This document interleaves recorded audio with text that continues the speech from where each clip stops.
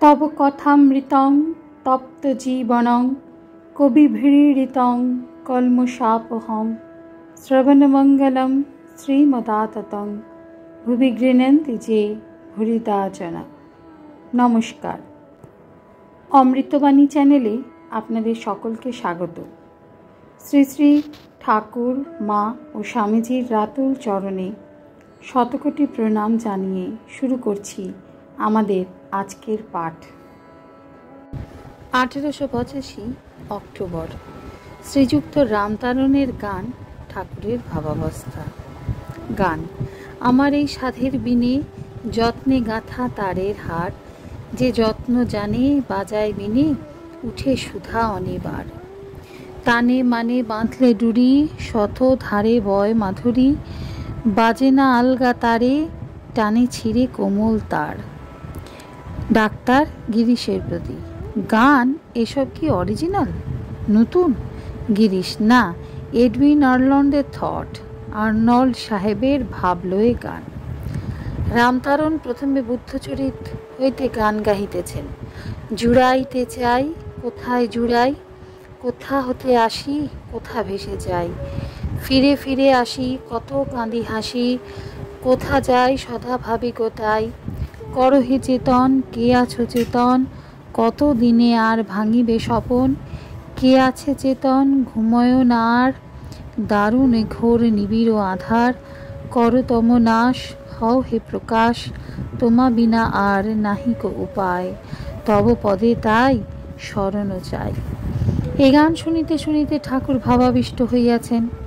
গান কোঁ কোঁ কোঁ বহরে ঝড়, সূর্যের অন্তর্যামী দেবতা দর্শন। এই গানটি সমাপ্ত হইলে ঠাকুর বলিতেছেন, এ কি করলে, পায়েসের পর নিমঝোল। যাই গাইলে করো তম নাশ, অমনি দেখলাম সূর্য উদয় হবামাত্র চারদিকের অন্ধকার ঘুচে গেল, আর সেই সূর্যের পায়ে সব শরণাগত হয়ে পড়েছে। রামতারণ আবার গাহিতেছেন, দীনতারিণী দুরিত বারিণী, সত্য রজতম ত্রিগুণধারিণী, সৃজন পালন নিধনকারিণী, সগুণা নির্গুণা সর্বরূপ ও সর্বস্বরূপিণী। ধর্ম করম সকলই গেল, শ্যামা পূজা বুঝি হলো না, মন নিবারিতে নারী কোনো মতে, ছি ছি কি জ্বালা বলো না। এই গান শুনিয়া ঠাকুর আবার ভাবাবিষ্ট হইলেন। রাঙা জবা কেঁদিলে তোর পায়ে মুঠো মুঠো। দ্বাদশ পরিচ্ছেদ। ছোট নরেন প্রভৃতির ভাবাবস্থা সন্ন্যাসী ও গৃহস্থের কর্তব্য। গান সমাপ্ত হইল। ভক্তেরা অনেকে ভাবাবিষ্ট নিস্তব্ধ হইয়া বসিয়া আছেন। ছোট নরেন ধ্যানে মগ্ন কাষ্ঠের ন্যায় বসিয়া আছেন। শ্রীরামকৃষ্ণ ছোট নরেনকে দেখাইয়া ডাক্তারকে, এ অতি শুদ্ধ, বিষয় বুদ্ধির লেশ এতে লাগে নাই। ডাক্তার নরেনকে দেখিতেছেন, এখনো ধ্যানভঙ্গ হয় নাই। মনমোহন ডাক্তারের প্রতি সহাস্যে, আপনার ছেলের কথায় বলেন, ছেলেকে যদি পাই বাপকে চাই না। ডাক্তার, ওই তো, তাই তো বলি, তোমরা ছেলে নিয়েই বলো, অর্থাৎ ঈশ্বরকে ছেড়ে অবতার বা ভক্তকে নিয়ে বলো। শ্রীরামকৃষ্ণ সহাস্যে, বাপকে চাই না তা বলছি না।